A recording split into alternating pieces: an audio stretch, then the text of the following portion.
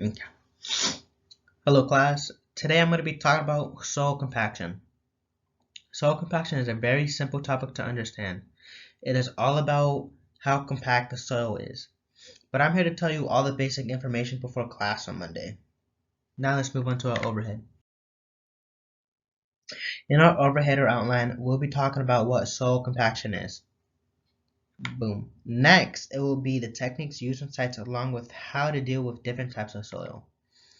After that will be benefits related to why soil compaction is good for whenever building on a site. To finish it off, I'll be talking about issues with soil compaction. Now, let's move on to soil compaction. Soil compaction is when you compact the soil due to continuous pressure from walking around or from any wheels that push down on the soil. Soil compaction helps reduce space, we all know that. Then type of soil plays a big factor with how compact the soil can be. In soil compaction, it squeezes air out from between the soil particles, which increase the density of the soil.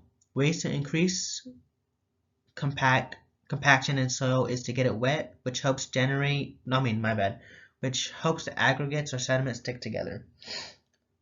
We all know that water helps things stick together due to its properties. That's why sometimes it helps compact soil by getting a little wet. But I'll show you a tool / machine that we all seen that helps compact soil. Just like in proofreading, during a paper, there's the same concept with construction. It is called a proof rolling, which is at the very start of each site where they take a big machine and drive it with a big wheel to push down the soil. It depends on the foundation for the amount of time the machine has to proof roll over the soil. When compacting with unsuitable materials, it will decompress and lose all the compactness that had, which affects the foundation of the building and make it unsafe. The standards for when proof rolling are that the tires must have a certain PSI to them and the amount of stress related to the area being proof read. But make sure to remember that over pressurizing the soil will lead to issues when building on top of it, like breaking down the soil particles, which lead to it make the foundation wear and tear later down the road. Now this is a diagram between loose soil and compact soil. When looking at loose soil, by looking at this image, we can see two types of diagram. One shows loose soil and the other shows compact. We first notice that in loose soil that there's a lot of air and water that takes up space. That is a big no-no. But when we move our eyes to compact soil, we can see that the air is almost gone compared to loose soil. Then while looking at the water, the same thing happened to it because of soil compaction. But now let me move on to soil types.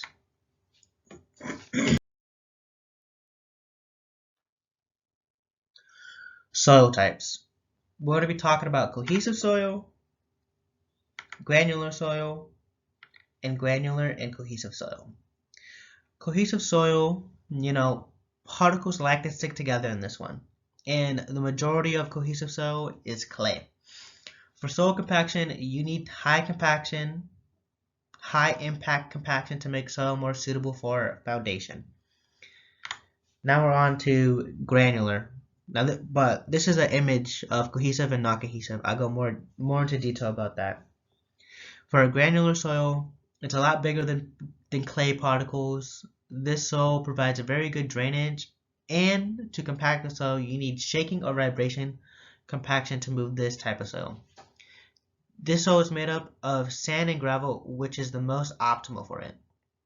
When talking about granular and cohesive soil, it is a combination of clay-sized particles and sand and gravel.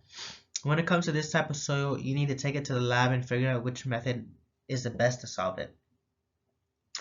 But now let me talk about this diagram. At the very top, we can see cohesive soil, and at the bottom, we can see non-cohesive soil. When looking at it, we see at the very top, we can see blue for water and brown for any aggregates or type of soil that we're using, or cohesive soil. We can see that the rocks fit very compact with each other, and there's little air or water. I mean, the water takes out little lines and stuff like that, what the rocks can take, but it's very good. But when looking at non-cohesive soil, we notice a lot of air pockets. We see water disposing the gaps that water takes up, and the soil is not very compact with each other. Now let me show you another diagram. It is for granular soil. This one right here shows a lot of aggregates, as we can see. This is a very good example of what granular soil is like. But now I'm going to move on to methods.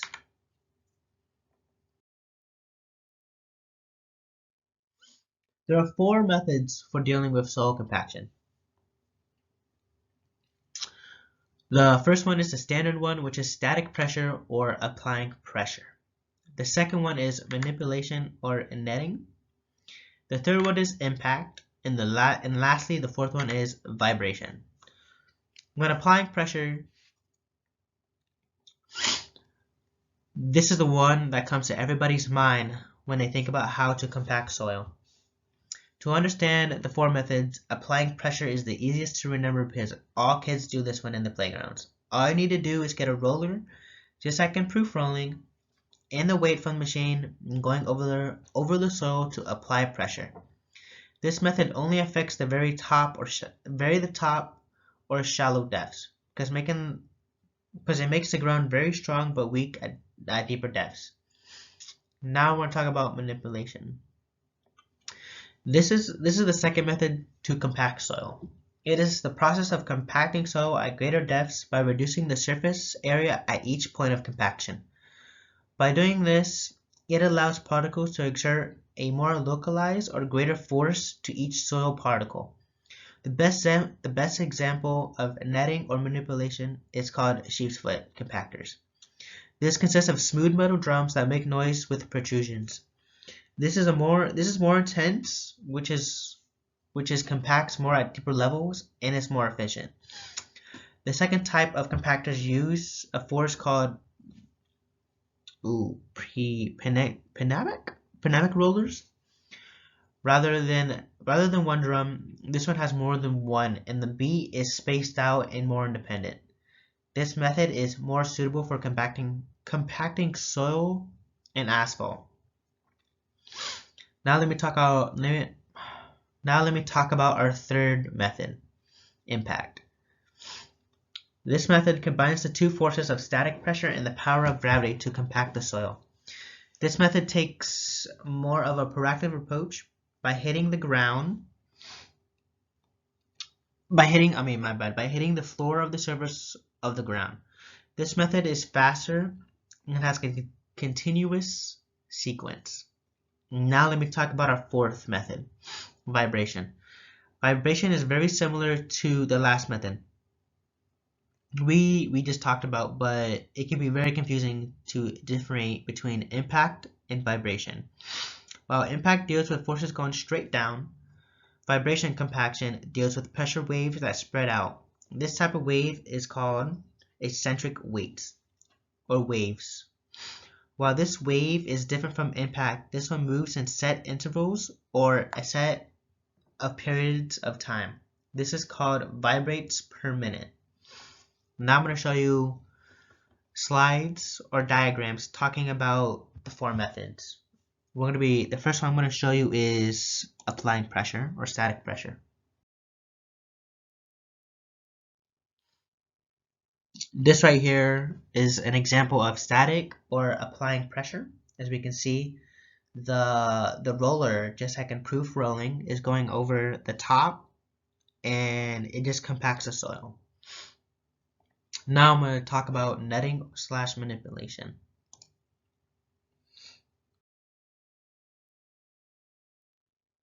This is an example of what I just talked about, but I'm going to provide a video about what type of manipulation this is. But as you can see, they send waves down to eliminate the particles, and it's kind of hard to understand, but it just know that it eliminates particles at deeper levels and allows them to stick together more.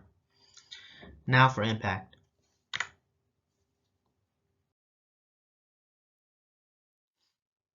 This right here is impact. As we can see, they got a machine. It puts over a type of soil, goes over the type of soil, and it goes straight down, unlike a vibration, as we can see in the bottom diagram. It goes straight down, and it doesn't go against, like, it doesn't separate in any direction. It goes straight down. Now I'm gonna talk about vibration.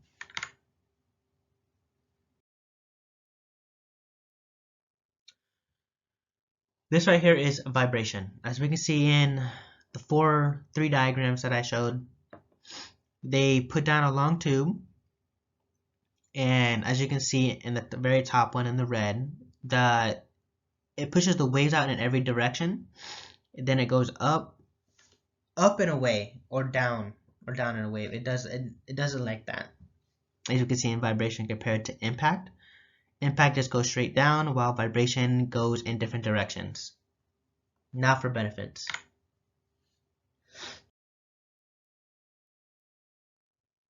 The benefits are stiffness, eliminates voids, and helps structure.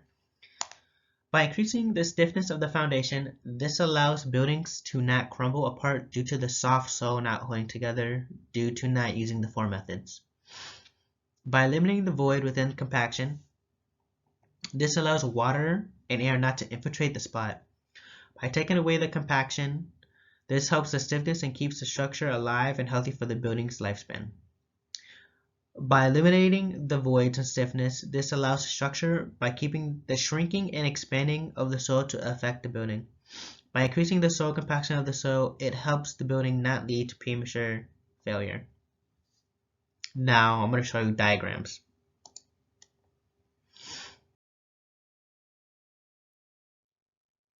This right here is good soil compaction. As we can see at the bottom diagram, the one without soil compaction leads to a failure of foundation. The with compaction, it has a really good foundation. Now let me talk about the issues. The first issue we got is decrease in water runways. Second is poor water infiltration. And the last one is poor plant growth. Due to the soil compaction, there are rainy seasons or any type of water that gets on the compact area. It leads to poor water runways, which allows areas to start holding up water. Also, it has an increase in soil erosion, dealing with any topsoil that must be used. Because we all know water likes to erode things.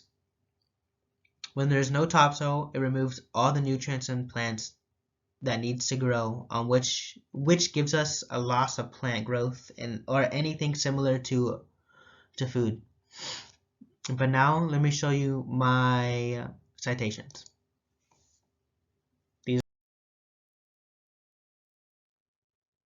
These are my citations.